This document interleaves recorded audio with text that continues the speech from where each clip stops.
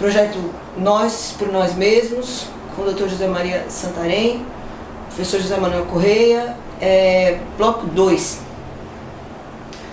Então, José Manuel, você estava contando que você foi para os Estados Unidos. Quando você tinha? Eu tinha 24 anos, 23 anos. Peraí, então vamos... Já andei. Já tinha se formado? Já era professor. Então vamos dar um retorno aí. Como que foi? Qual foi o primeiro curso que você fez? Eu fiz matemática, meu sonho. O que eu queria era lecionar matemática, que eu sempre gostei disso, então eu fui ser professor de matemática, achei que eu, enfim, que era, além do remo, eu queria isso, eu queria ser professor de matemática. Então, já dava aula no curso de Madureza Santo Inês, já quando eu estudava, e, enfim, fazer aquelas aulas de domingo o dia inteiro, repondo matéria, era o que eu gostava.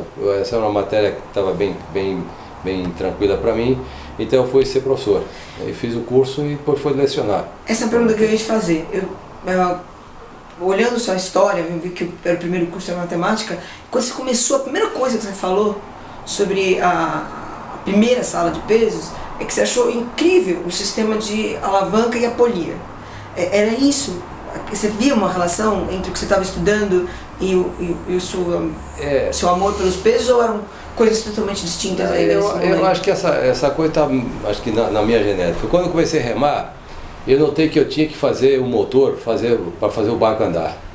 E o motor era eu. Eu falei, eu preciso ter força, aquele bracinho de 23, 24, magro que só um capeta, não estava dando muito certo, né? Foi quando o técnico alemão me abriu a cabeça que essa questão de levantar peso. Ficou meio estranho levantar peso, coisa e tal. Depois é que eu fui, de curioso, fui lá para Brasília ver o que era aquilo. Aí eu comecei a ver aquele pessoal e digo, peraí, levantar peso é o tamanho do braço do cara. Então associei rapidamente que levantando eu ia ficar com aquele bração. Eu digo, opa, é por aí, ó a perna do cara, ó o peito do cara. Pensei, eu vou fazer um barco andar a 1000 por hora. Então foi assim. Você já tinha uma visão quantificada? Já. Eu estava querendo, seu objetivo era quantificar e... Eu já comecei a estabelecer a relação entre o treinamento e resultado. Comecei a perceber que isso, evidentemente, o caminho era aquele. Como é que eu vou ficar forte? Achei o caminho, achei a fórmula mágica. Então... Nunca te passou pela cabeça estudar engenharia ou física em vez de matemática? Você gostava mesmo de matemática? Eu gostava de matemática. Eu gostava de matemática porque a molecada que tinha alguma dificuldade tinha uma facilidade muito grande de explicar para os caras o que estava acontecendo na matéria. Então era uma coisa assim, muito fluente em mim, era fácil. Isso era uma matéria fácil. Então eu ajudava os colegas, na época que eu estudava no intermediário, a solucionar problemas que os caras não entendiam na classe. E às vezes eu tinha mais facilidade de explicar para os moleques, os colegas, de modo que o professor não conseguia explicar. O professor ia classicamente, ia daquela forma clássica de explicar, e eu ia por outros caminhos, mostrando uma outra forma do cara entender matemática. E o pessoal associava que eu rapidinho aprendia rápido. Aí eu percebi que eu tinha jeito para isso. Que você queria ser... Aí eu falei, caramba, isso aí... Aí eu me entusiasmava ver o professor, porque eu gostava da matéria, e eu vi o professor, aí até que um dia veio um professor substituto no Estadual de São Paulo, e o cara era maravilhoso, o cara apareceu lá com tipo uma sandália havaiana, meio loucão. Eu falei, pô, esse cara... Quando eu vi o cara, alguma coisa me chamou a atenção, porque um cara, ele entrou na classe, os professores entraram daquela forma ortodoxa, né? E esse cara entrou de uma forma, eu falei, quem é esse cara? Eu não sabia se ele era do pátio, o que era esse cara. E eu, num momento, eu achei que o professor não veio, pegaram algum Zé Mané lá do pátio, eu falei, vai lá encher linguiça lá. Mas quando o cara começou da matéria, eu fiquei encantado com o cara. Ele tinha o dom da comunicação e ele conhecia a matéria como eu nunca tinha visto ninguém com a matéria tão fluente assim na cabeça. Isso você com uns 17 anos, quase precisando tinha uns 17 anos por volta disso. Por volta disso, eu acho que era o terceiro, segundo científico. Acho que era o segundo científico. E eu falei, é isso que você precisa ser. Eu me identifiquei com esse cara, loucão. Não trazia nada, não trazia aquela pasta, nada. Eu falei, cara, o cara sabe tudo. Bom, isso aí vem me umas deu perguntas que são inevitáveis. aquela coisa louca. Primeiro, você entrou, você fez USP? Fiz.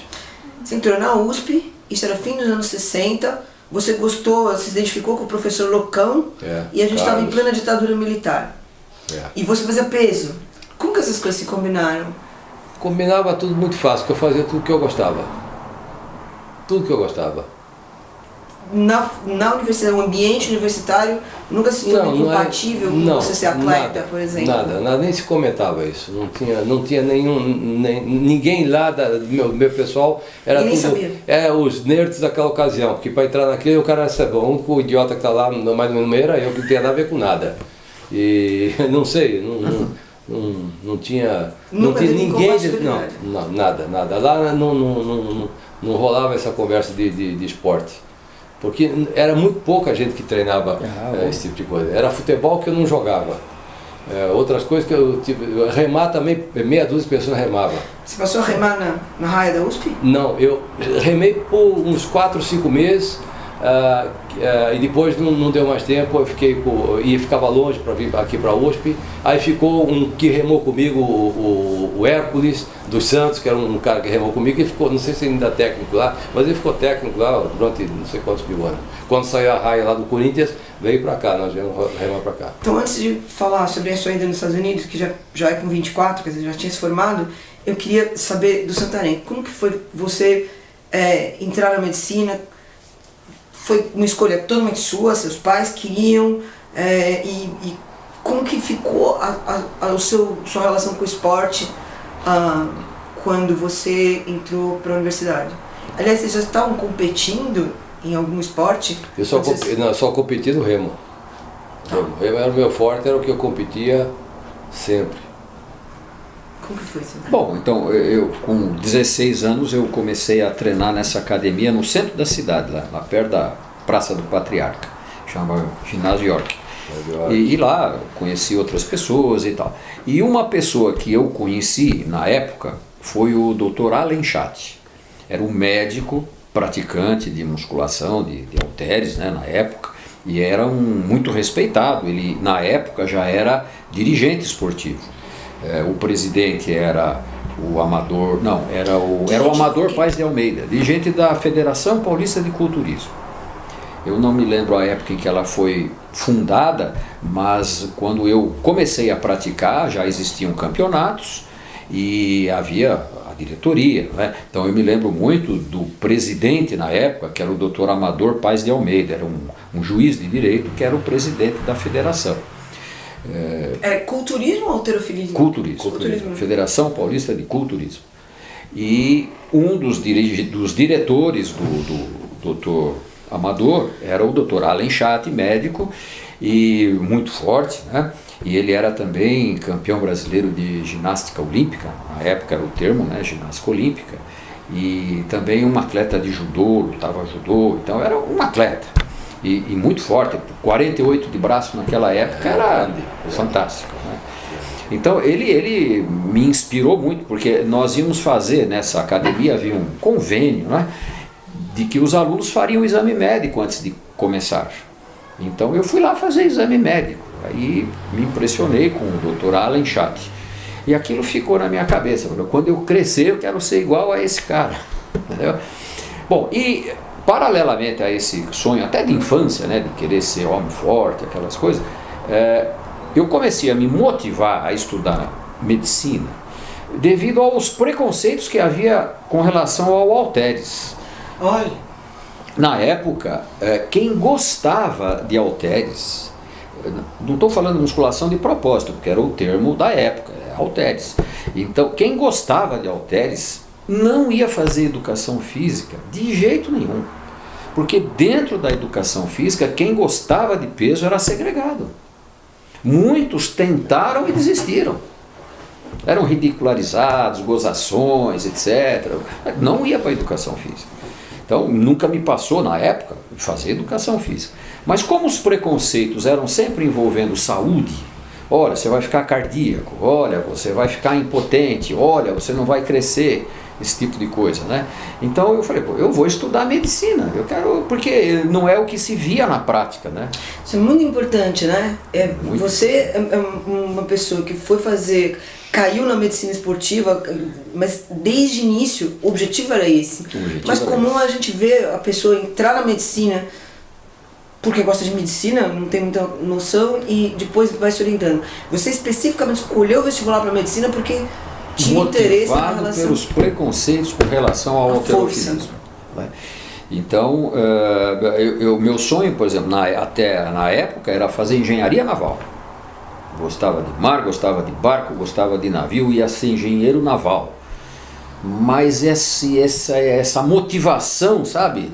Essa até revolta, né? Com esses preconceitos, falaram mais alto e na última hora eu mudei o meu vestibular, fui para medicina. Não fiz na USP, eu fiz Santa Casa. Santa Casa. Não entrei na USP, entrei na Santa Casa, fiz um ano de cursinho, entrei, aí fiquei com medo de tentar outro ano e não entrar em nenhuma, né? Então, fiz Santa Casa e não me arrependi, porque foi uma excelente faculdade, né? E gostei muito. E aí fiz toda a medicina e acabei tendo as duas especialidades do Dr. Allen Schatz, reumatologia e fisiatria. Eram as duas especialidades do meu ídolo. Então, o seu ídolo, você reencontrou ele já como profissional, já como estudante de medicina? Não mais, porque quando eu comecei a atuar como profissional e ele já estava se afastando da medicina com mais idade, ele já faleceu com 80 e poucos anos, né? Mas já faz tempo. Então ele já estava se afastando. Mas eu encontrei algumas vezes. Era uns 20 anos mais velho do que você? Sim, até mais que isso até. Você tá vendo como que foi dentro? Eu fiz essa mesma pergunta para o Zé Manuel, mas você como estudante de medicina, justamente medicina, numa escola renomada, treinando peso e justamente com esses objetivos na cabeça, como que era a sua relação com os outros estudantes, como eles viam isso? Como que era no ambiente? Ou ninguém sabia? Não, eu sabia. Na medicina não tinha maiores preconceitos, não. Muitos faziam esportes em geral. Eu até comecei a treinar numa outra academia mais perto da Santa Casa, né, o ginásio metropolitano, perto da São João com a Duque de Caxias, aquela região. General Osório 358. General Osório. Terceiro andar. É isso mesmo. General Osório. A Rodan já existia? Já? Qual? Não, o Rodan veio depois. O Rodan ele treinou na Central, depois da Central ele montou umas coisinhas que eu vendi para ele, aquela esquina lá. Foi eu que vendi para ele pro Rodan. Entendi. Aquela umas coisas que eram da minha academia. Mas o Rodan ele era da PM, da Cavalaria, e ele foi para do Central ele montou lá. Ele andou treinando um pouco de tempo lá na época do Flores, né? Que era um dos donos lá da Metropolitana. Isso mesmo, é. Mas na Metropolitana eu também treinei lá. Você também treinou lá? Eu era amigo do Flores. E o Allen Schatz treinava na Metropolitana. Treinou também. Treinava à noite, junto com o Adalberto Pereira Júnior, exatamente. que também foi presidente da federação. Então, vocês estavam já na faculdade envolvidos com esse ambiente do culturismo. Paralelamente, né? Paralelamente. Porque era o gosto, estudando e tal, e gostava do esporte. E conhecia a galera. Isso, ia assistir campeonato e tal, aquelas coisas. Basicamente isso. Então, aí nós estamos chegando já no fim do período de graduação de vocês, certo? Foi aí que você foi para os Estados Unidos? Foi aí que eu fui para os Estados Unidos. Para ficar por lá. A ideia era ir embora do Brasil. A ideia me deu vontade de fazer isso. E como é que foi?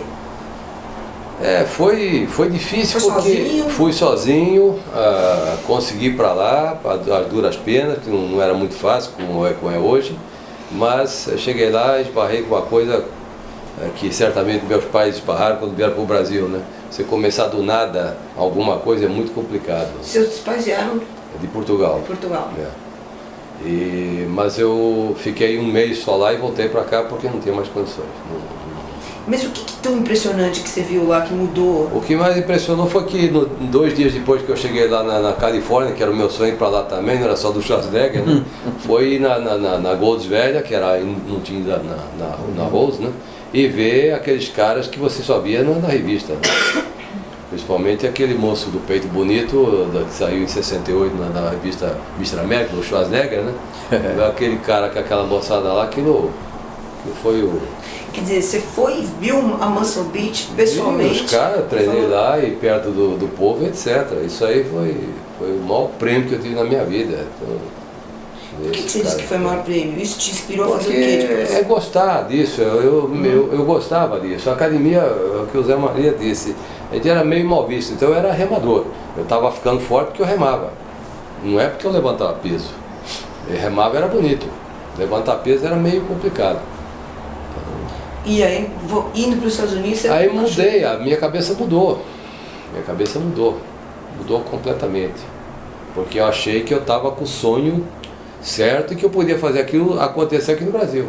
E o que aconteceu quando você voltou para o Brasil? Quando eu voltei para cá, eu já tinha uma academia, comecei a investir mais nisso, né? Trabalhava o dia inteiro numa empresa, na Vilares. Eu trabalho no departamento de projetos na Vilares e à noite dava aula. Tá? Então tinha como aquilo de professor, né? Professor trabalha de manhã, à tarde e à noite, né? É aquilo, então era corrido. E ia para o Corinthians às 5 horas da manhã para remar, 3 vezes por semana. Quer dizer, você ainda não largou o remo? Não, o remo eu ainda não tinha parado. Só parei quando veio para cá, para a cidade universitária, que já não tinha mais para conciliar mais nada. E a academia já estava me dando uma coisa interessante, e foi assim. Nessa academia, você já começou a colocar equipamentos que você Eu já mesmo comecei, fez? exatamente. O que eu vi, eu comecei a fazer para mim. Para começar a fazer a coisa funcionar. Banco supino eu tinha que ter 4, porque eu sabia qual era a dificuldade de você ter 2 bancos supino ou 1. Então a academia do Zé já começou a ter muito mais público, porque o pessoal sabia que tinha barra e banco para trabalhar. Percebeu esse lance? Eu montei um bocado de dumbbell, tudo soldado, que é para o cara ter lá. Ainda me deu o luxo de pôr na balança para pôr o peso mais ou menos aproximado. E foi assim que começou a história. Então a sua academia já teve uma composição de equipamentos demograficamente correta. Mais perto da Você realidade. mediu assim, Exatamente, o exatamente. uso e o... Exato. Aí, Mas e equipamento? Você chegou a tentar aplicar alguma coisa que você viu nos Estados Unidos na sua sim, eu aí fiz mesa extensora, mesa flexora, que poucos tinham aqui. Era difícil você fazer alguém entender que precisava fazer perna, e vai daí para frente. Tipo de coisa assim. Você mesmo construiu? Eu Você mesmo com construí. solda? Eu mesmo fiz isso. Quando você Eu aprendeu a mesmo fiz lidar isso. com solda? Você compra a máquina e solda. Quando você tem vontade, você faz tudo. Tranquilo. Aprendeu sozinho? Sozinho. Eu sabia os princípios, que quando eu trabalhava na Vilares eu ia lá para a fábrica e via o pessoal fazer aquilo. Naquele tempo era uma máquina elétrica, que você comprava uma vareta de eletrodo e aprende a derreter, machuca a vista, etc. Você aprende e vai andando. Quer dizer, aquilo foi o que eu fiz. Isso foi começo dos anos 70, mais ou menos. 70 e pouco, 72 por aí, mais ou menos por aí. Nessa época você já estava fazendo seu doutorado? Não, eu estava estudando. Eu entrei na faculdade em 69. Então eu me formei em 75. 75. É o curso dele. Então esse período todo eu fiquei treinando na Academia Metropolitana de Halteres. Até porque medicina é um negócio que... Dedicação total. Agora, ao me formar, eu fui fazer residência no Hospital das Clínicas. Aí mudei de academia, vim treinar no ginásio Atlas. É Atlas? Atlas. Não, será que era Atlas? Não era Atlas, tinha um outro nome. Era ali na Oscar Freire, Puxa, agora me fugiu o nome. Mas era pertinho do HC, e é ali que eu vim treinar. Ali que eu conheci o Azinha. Então, Atlas, como era o nome dele? É baixinho, bem fortinho, né? Como era o nome do... Esqueci o nome do cara, meu Deus. Bom, o nome vai passando, né? Mas daqui a pouco a gente lembra. Daí primeiro você foi fazer residência? Isso, eu fiz 2 anos de residência. Não, a história é assim, eu fiz 2 anos de residência, continuando treinando paralelamente. Lá eu conheci o Azinha, que é um sujeito que já era veterano do Halteres. Forte pra caramba. Forte e tal, aí ficamos amigos e tal. Edgar. Edgar? Da Atlas, do Edgar. Não, mas não, tudo bem, mas eu sei quem é, mas não era lá que eu treinava. Não era lá? Não, não era eu lembro do Atlas, mas era no outra... O Edgar veio do Atlas. Depois ele montou a dele. Lá Oscar Freire, ele montou, mas ele veio do Atlas. É isso aí. Edgar. Pois é. Então lá eu conheci o Azinha, mas depois eu terminei a residência. E aí eu resolvi sair de São Paulo. Eu queria morar perto do mar. E aí trabalhar nas minhas especialidades, né? Fisiatria e reumatologia.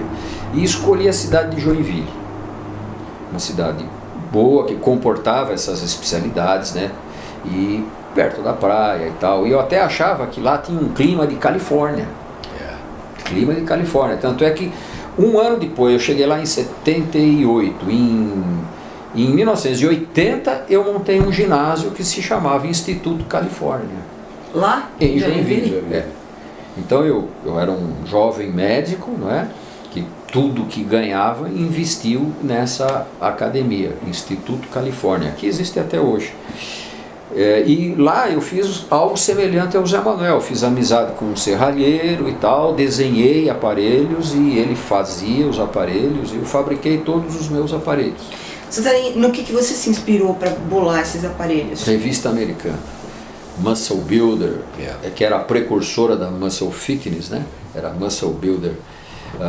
Mesmo do outro grupo americano, né? do York, né?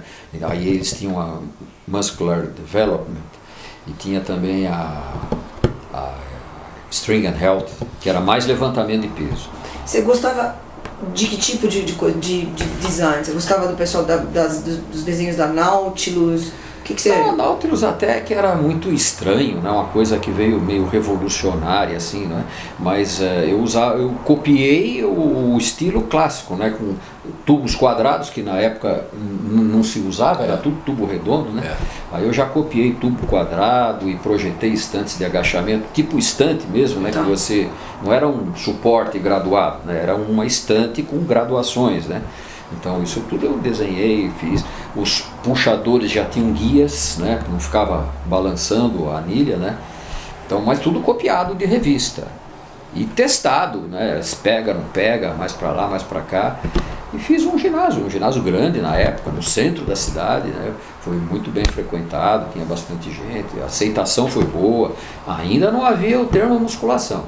Era Instituto Califórnia de Cultura Física. Nesse tempo todo você mantinha amizade e relação com o pessoal do culturismo, mas... Sim, aqui em São Paulo, o contato era o Eugênio Koplowski. Nessa época em que eu ainda era estudante, eu ia assistir campeonatos, quando eu falei que o presidente da federação era o Dr. Amador Paes de Almeida, o Dr. Alain Chat era o diretor, o Eugênio Koplowski era um jovem atleta, iniciando a sua carreira competitiva. E eu, por alguma razão, acabei conhecendo, conversando, ficamos amigos e tal. Antes de você ir para Joinville? Antes de ir para Joinville, ainda aqui em São Paulo, né? Enfim, depois, quando eu fui para Joinville, e você me ajuda, Zé Manuel, eu não sei se eu vou lembrar as datas, mas eu fui em 78. Acho que o Eugênio já era presidente, hein? Da Federação Paulista.